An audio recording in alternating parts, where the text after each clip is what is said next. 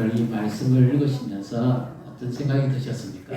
제가 이 말씀을 몇 번 거듭 읽고 또 읽고 성경을 계속 읽어봐야 되거든요. 그래야 그 의미를 알 수 있습니다.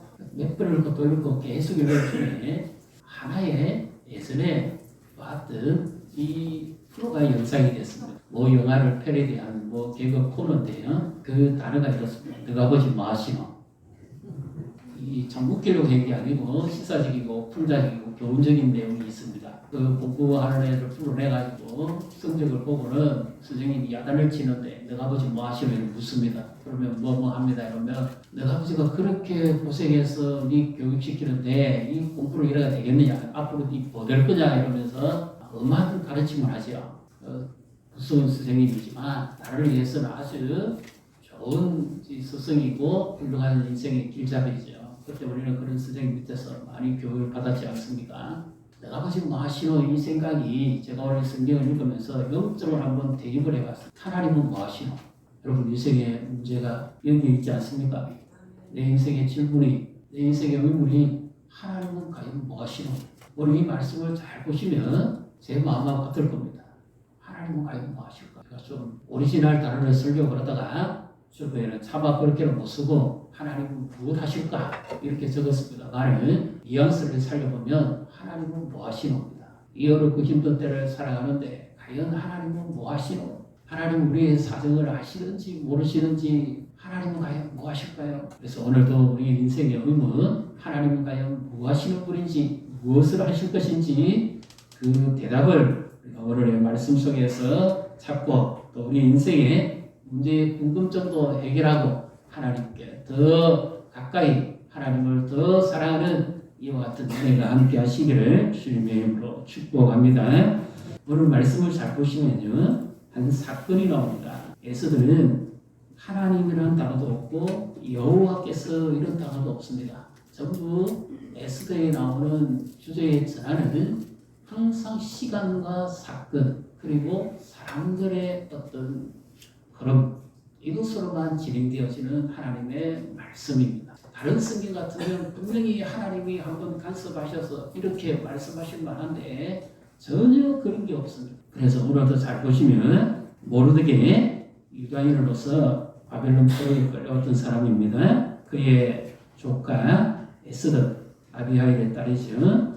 지금 이제 에스더가 아수에로의 왕비가 됐습니다. 첫 번째 왕비 와스디가 폐위되고 난 다음에 이제 두 번째 이 에스더가 왕비가 되었습니다. 그리고는 얼마 있지 않아서 한 사건이 나옵니다. 그 사건을 한번 잘 보십시오. 자, 21절, 먼저 22절, 23절을 우리 같이 읽습니다. 모르드게가 대궐문에 앉았을 때에 문을 지키던 왕의 내시 빅당과 데레스 두 사람이 원한을 품고 아수에로 왕을 암살하려는 음모를 꾸미는 것을 모르드게가 알고 왕후 에스더에게 알리니 에스더가 모르드게의 이름으로 왕에게 아뢰는지라. 조사하여 실적을 얻었으므로 두 사람을 나무에 달고 그 일을 왕 앞에서 궁중일기에 기록하니라.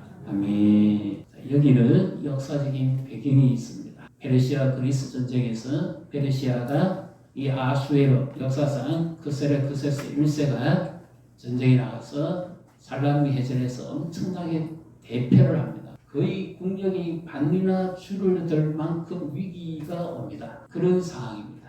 그러니까 이 아수에로 크세레크세스에게 원한 관계가 있었던 사람이 있겠죠. 그래서 넷이 두 사람이 왕을 암살하려고 합니다. 이미 국력도 많이 기울었고 왕국 내에 이 내전도 많이 혼란스럽고 어지럽고 이런 상황에서 지금이 기회라 그러고 이 두 신하가 모반을 해서 왕을 시해하려고 합니다. 내시 같으면 주로 할 수 있는 게 뭡니까? 왕이 마시는 술자리나 음료에 독을 타거나 먹는 음식에 독을 타서 서서히 죽게 하면 되죠. 아주 끔찍한 계획을 세웠습니다. 그런데 이것을 모르드게는 어떤 신분인가 하면 왕궁의 문을 열어주는 문지기입니다. 아주 하층 계급이라고 볼 수 있겠죠. 에스더의 삼촌입니다. 이 모르드게가 에스더에게 왕비에게 알려서 아수에로 왕을 시해하려고 하는 두 신하가 있다.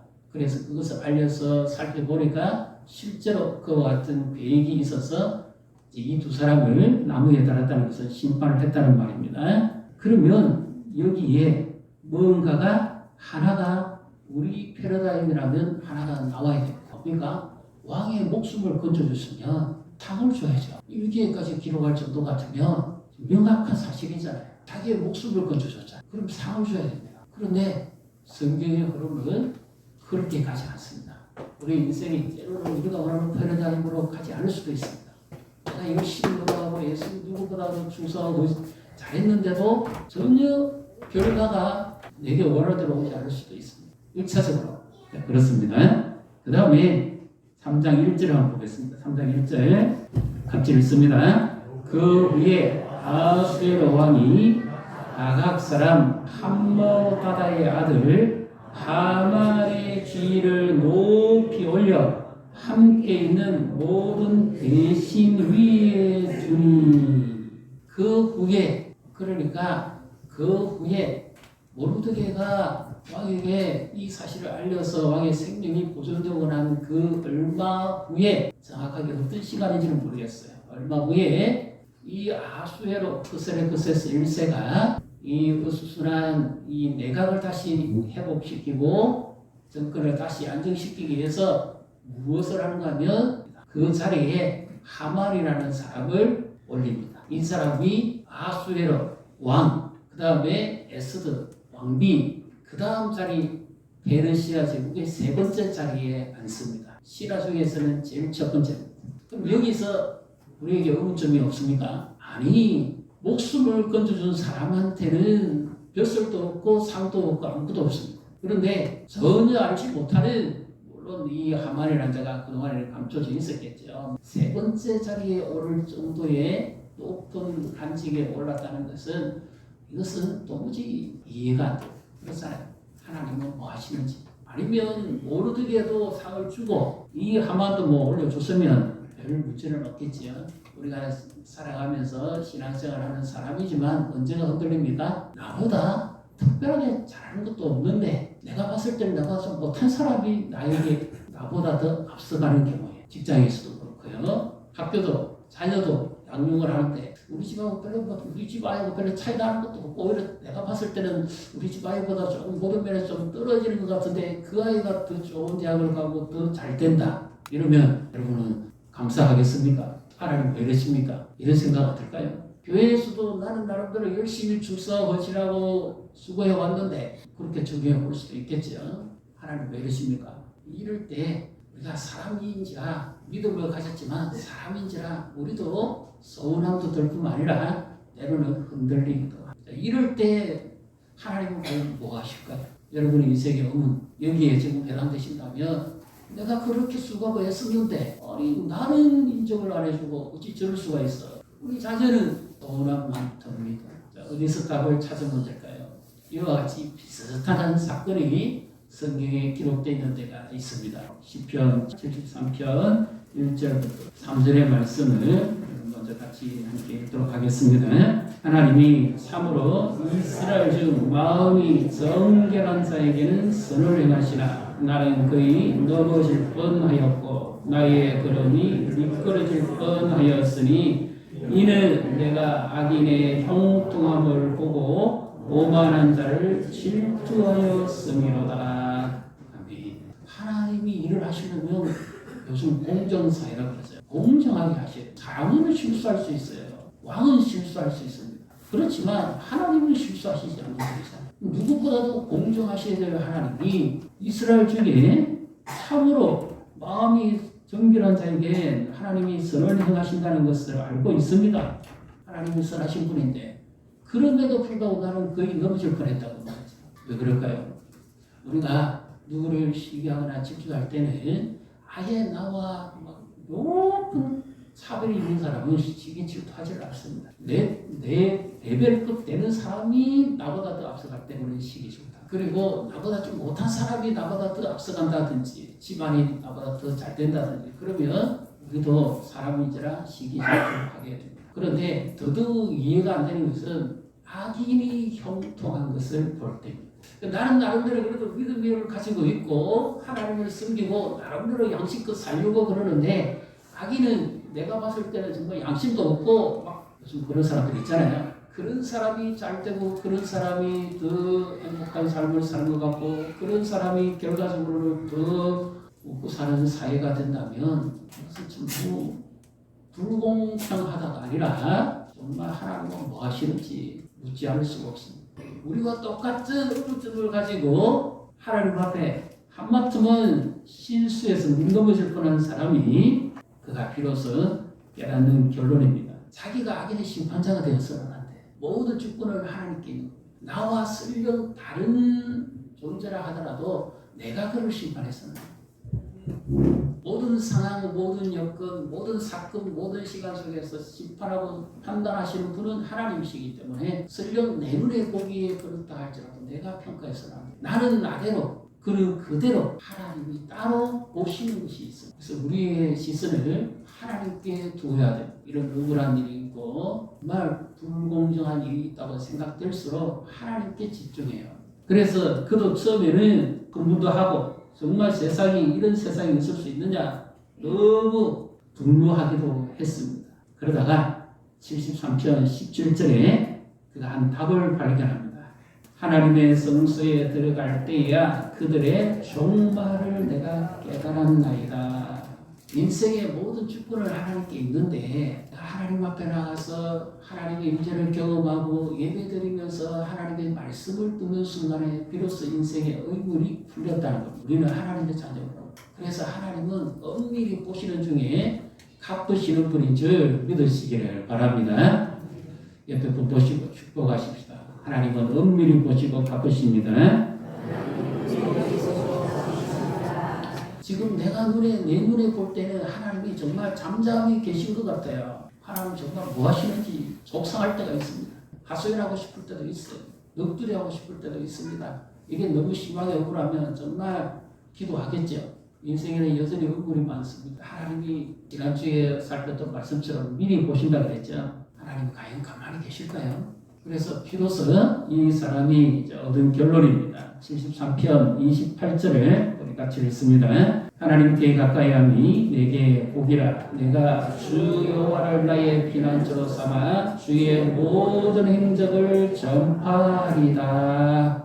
하나님의 임재를 경험하고 예배에서 하나님을 만나고 주의 음성을 듣으니까 비로소 인생의 의문이 풀립니다. 나는 행복자구나. 하나님이 나를 이렇게 사랑해 주시구나. 하나님의 은혜로 내가 지금까지 살아왔구나. 이것을 비로소 깨닫습니다. 그래서 잠시나마 하나님을 멀리했던 것을 회개하고 돌이켜서 하나님께로 더 가까이 가야 되겠다. 이것이 내가 누릴 수 있는 최고의 축복이구나. 세상에 물론 필요한 것도 있겠죠.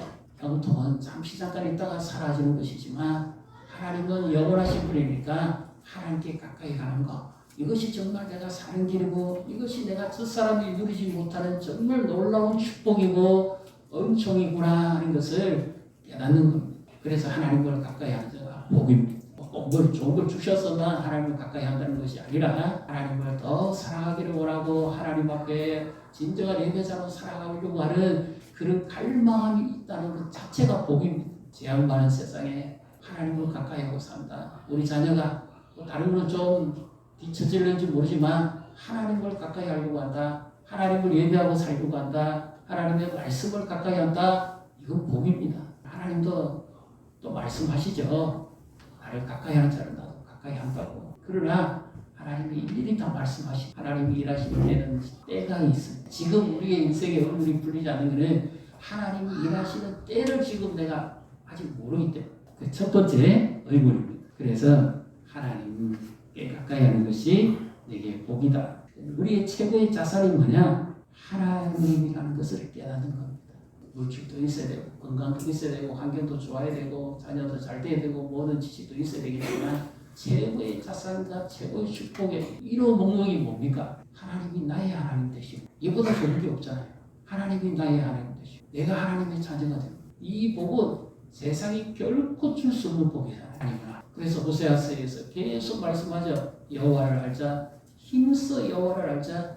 내 백성이 지식이 없어 망한다. 하나님을 아는 것이 힘이고 능력입니다. 하나님을 모르니까 인생에 운명이 많습니다. 우리가 인생을 살아가면서 하나님을 다 모릅니다. 알 수가 없어요.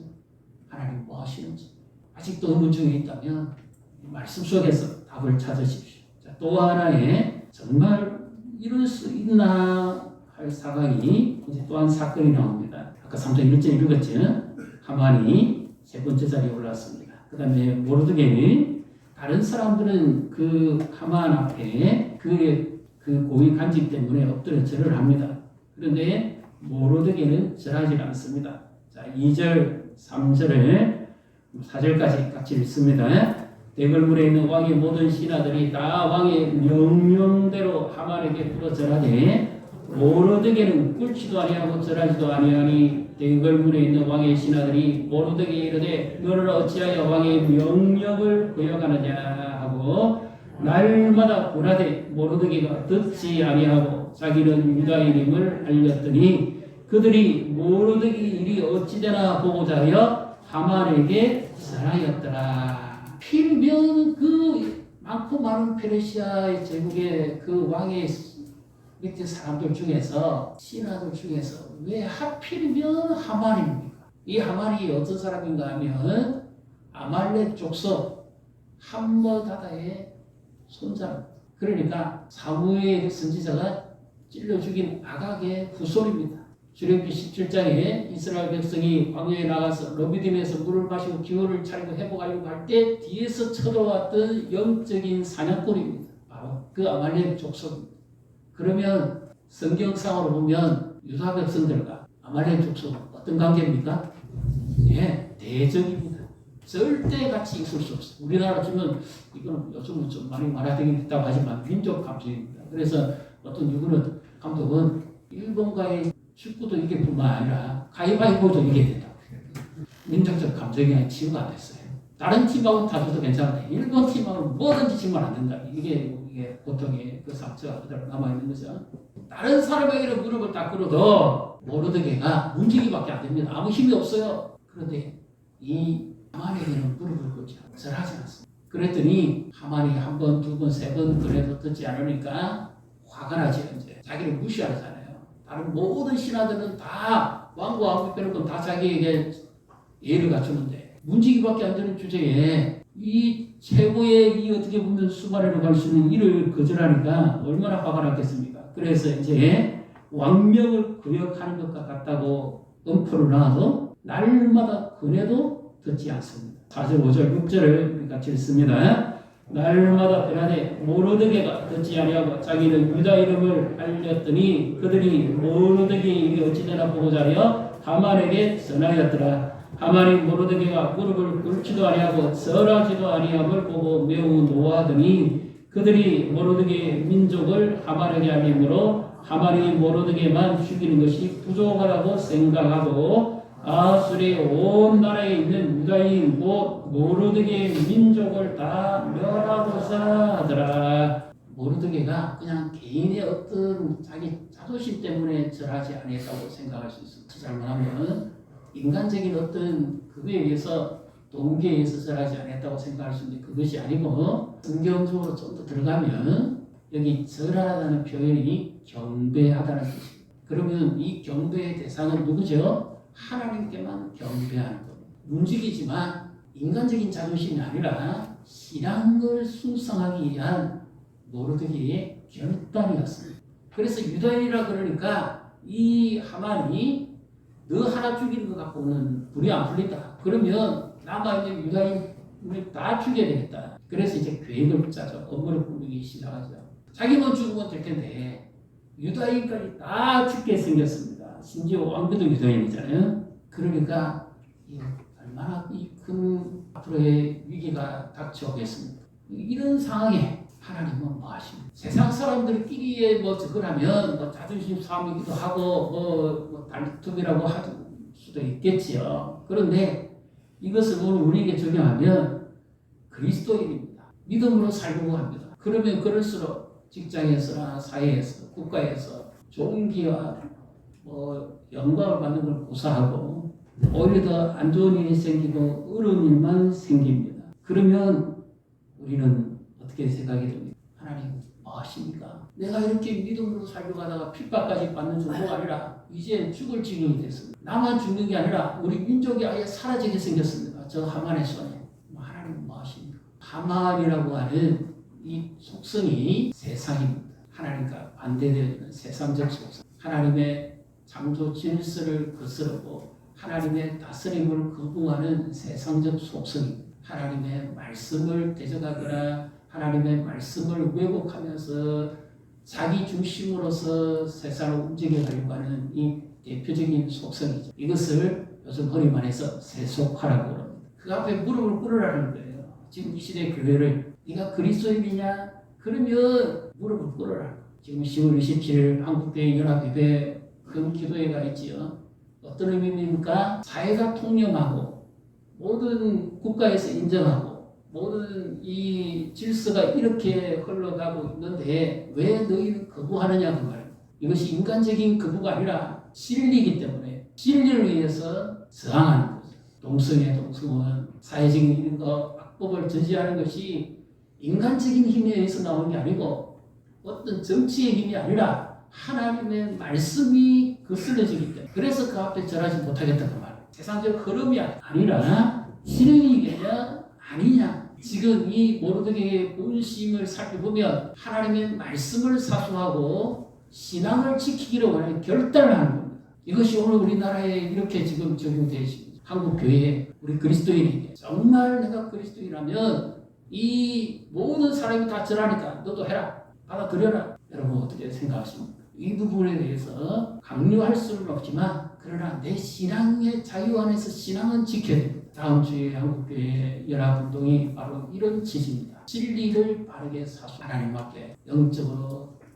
돌아가서 정말 하나님 하는 말을 높이고 한국교회가 회복하고 나라를 살리는 악법을 저지하는 성경에 인멸된 항목들을 제거하는 바로 이와 같은 저항운동이죠. 이게 무브먼트만 되면 안 되겠죠.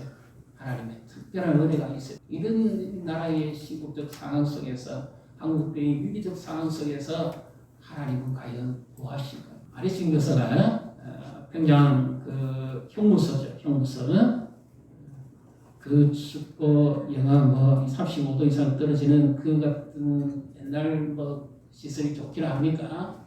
완전 바람을 막 뼈속이 다 섬일 정도로 춥다고 그러잖아요. 그런 추위와 그런 배고픔과 고통 속에서 신앙 하나 지키기 위해서 결단을 하고 고초를 치릅니다. 그때 일본 순사라고 했을 당시에 순사의 입에서 소문이 나서 순사의 아내가 아리순 교사를 보고 싶어 그 형무소 안에까지 들어오게 해줘. 아리순 교사 자기도 힘든데 같이 있는 동료들을 살피고 음식도 나눠주고 그 동상 그림 발을 만져주고 밤새도록 주물러주고 하는 모습을 보고 그 순사의 아내가 이런 말을 합니다. 내가 아리순 여사에 대해서 듣기는 했지만 오늘 내가 그의 모습을 보고는 정말 놀랬다는 거죠. 내가 많은 그 당시에 그리스도인이 있다고 하긴 했지만 이런 사람은 내가 처음 봤던 거예요. 매 맞아가면서 신사참배를 거부하고 믿음을 지키기 위해서 그렇게 옥고를 치러가면서 추위에 또 굶주림에 그런 형편에 있었지만 끝내 그가 그러면 그럴수록 그의 삶 속에는 예수밖에 나오지 않더라는 거죠. 오직 예수. 그래서 일본 순사의 아내가 감동합니다. 우리가 저항할 수 있는 게 뭡니까? 노동자처럼 가서 시위를 하겠어요. 뭘 하겠어요? 오직 하나님께만 무릎을 꿇고 세상에 무릎을 꿇지 않기를 결단하는 겁니다. 시편 57편 7절 8절의 말씀인가요? 같이 읽습니다. 하나님이여 내 마음이 확정되었고 내 마음이 확정되었사오니 내가 노래하고 내가 찬송하리라. 내 영광아 깰지어다. 비파야 수금아 깰지어다. 내가 새벽을 깨우리로다. 아멘. 다윗이 온갖 어려움과 자기를 죽이려고 하는 사람들을 둘러싸인 가운데서 그가 마음을 정합니다. 누가 나를 도우실 것인지. 빠져나갈 것도 없어요. 한 칼이면 죽습니다. 근데 거기서 다윗이 하나님을 향해서 마음을 확정합니다.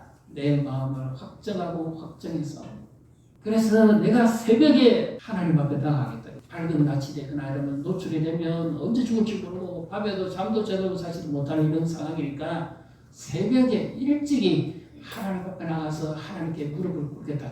하나님의 도움을 구하고. 그 다음에 또 시편 46편 5절의 말씀입니다.